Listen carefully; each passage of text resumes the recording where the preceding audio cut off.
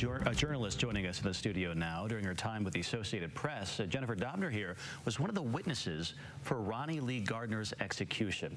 He was the last convicted criminal to be executed in Utah back in 2010. He died, if you'll remember, by firing squad. Jennifer was one of the media witnesses during that execution, and she joins us now to talk about that experience. Thank you for being here. My pleasure. So walk me through your preparation leading up to the execution of Ronnie Lee Gardner. When did that begin for you? Well, I had been a longtime criminal justice reporter, and I had been covering capital punishment, so it was interesting to me as an issue. And when I was offered the opportunity to do that for AP, obviously I had been reading about the method of capital punishment, different methods of capital punishment, so I was familiar with the firing squad. I also had a couple of colleagues, one at AP who works in Texas where they have lots of executions, or a lot more than we do anyway, and two from when I had worked at the Deseret News who had witnessed the previous firing squad. So I spent some time talking to them about what to expect and just to prepare myself sort of emotionally and mentally for something that is not something you forget once you've been in the room.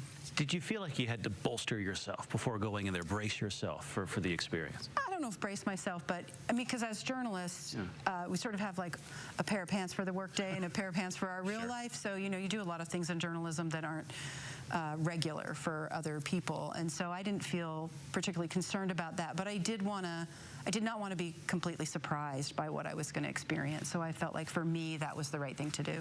Can you walk us through that day, what it was like getting to the prison and walking us through the process? Yeah, sure. So at the time, the prison was still at Point of the Mountain. So we made the trek down there in the afternoon. The executions always occur sometime after midnight. That's partly because they can lock down the prison more easily, have fewer people moving around to sort of control the environment. So we drove down there, we hung out for a while at one of the offices, and then they had a room set up with tables because the firing squad executions always draw media attention from around the world. So there were a lot of journalists in the room who were not going to be witnessing. I mean, by state law, only 9 media witnesses can participate, and so, but there was a lot of interest in the coverage. So we went there in the afternoon, I want to say around 5 or 6 o'clock, late afternoon, 5 or 6 o'clock. Went out, sorry, I keep messing with my hair. Went out to the parking lot where Mr. Gardner's family was, overlooking the prison, to talk to them for a little while. He had asked that they not witness. For him, it was a better choice, I guess. And so they were having a little gathering to talk about him and remember him and go through their own grieving process, because certainly that is difficult for the families of the condemned, as well as it is for the families of the victims. And then they moved us, we drove down to the prison, and then they put us in a, let me say, so we drove into the prison, and then they take us in, and they take you can't bring your own notebook, you can't bring your own pen, you can't wear any jewelry, you can't have your cell phone, put everything in a Ziploc bag, and they write your name on it. Very controlled. It's very controlled. Yeah. And you don't think about that, but anything at the prison can potentially be used by someone else to try to take advantage or escape or whatever. So, and then they moved us in vans to the other part of the prison facility where the execution chamber was, and then we walked in and we stood in this room with a big window and at the backside of a curtain, waiting for it to happen. Was that surreal to be there? I don't know if you think about it at the time when you're doing it, you're doing your job, but in hindsight, yeah, it's a little, it's pretty different. So he's sitting in this chair, essentially, right? Actually, he was, so in the old prison, the execution chamber is like a rectangle, and there are witness chambers on either side, rooms with the same sort of thing, a curtain and a window. And so we all sort of press up against the window to see what's going to happen, and then when they open, he was already sitting in the chair, and the chair, I'm sure you've seen pictures, it's a black metal chair that's kind of on the front end, legs are higher than the back end, and it's on a little riser, and then there's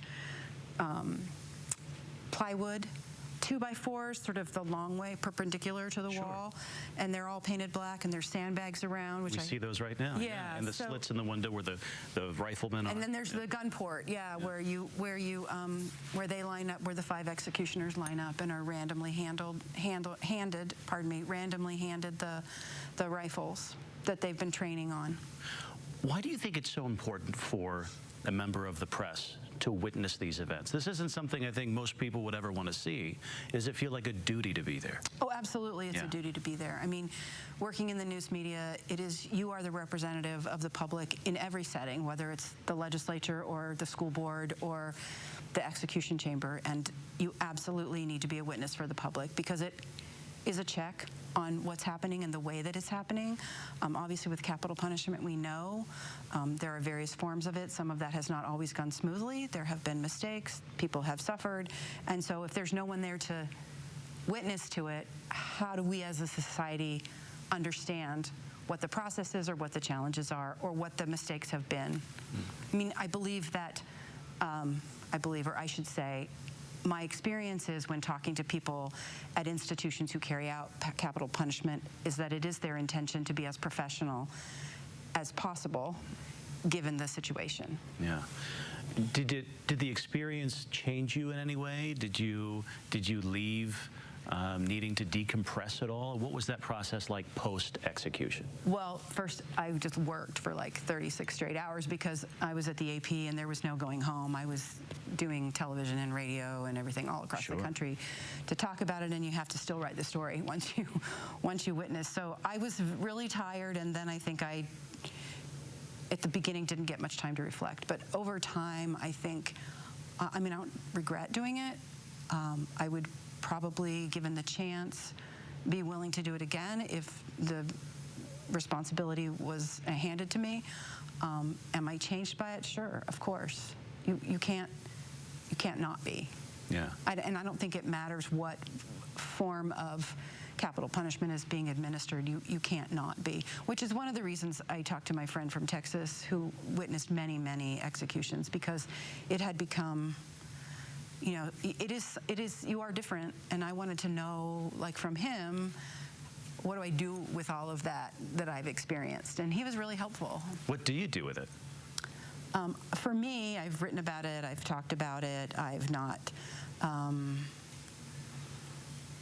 really shied away from my feelings, but I saw a therapist, just to talk through it, just to be sure. And then a week after, I called all the other media witnesses just to sort of check in and see how everybody else was doing. And some were great, and some were just uncomfortable that they had been there. Sure. It affects everyone differently, doesn't it? Well, yeah. It's a very serious thing. Yeah. And it's not something you can, like, not do. Once it's done, you can't take it back. So, which is another reason that I think it's very important that the media is in the room. Yeah. We are, society's representative, and I don't really have a sense, maybe you do, if the community's, the readers and viewers are paying attention. Yeah. Well, in Texas, I was talking to perhaps your friend that you talked to, Michael Gratchuk. That's Mike. And he said that, in Texas, it's oftentimes may not even be on, the front page of the newspaper because it happens so frequently. Right. Here in Utah, it's a relatively rare thing. Yeah, it's about 25 years, I think, on average, between the time someone is sentenced and the time that they actually make it to the state seeking an execution warrant. That is because they have automatic state appeals at the district level, then at the appeals court level, then at the Supreme Court level, and then there's a whole federal habeas corpus system in which you can appeal your conviction. And so, yeah, it takes a long time. It's a long process, and it culminates in nights like tonight. Yeah. Jennifer Dobbner, thank you for being with us, and thank you for the context and the perspective. We appreciate it. Thanks. My pleasure.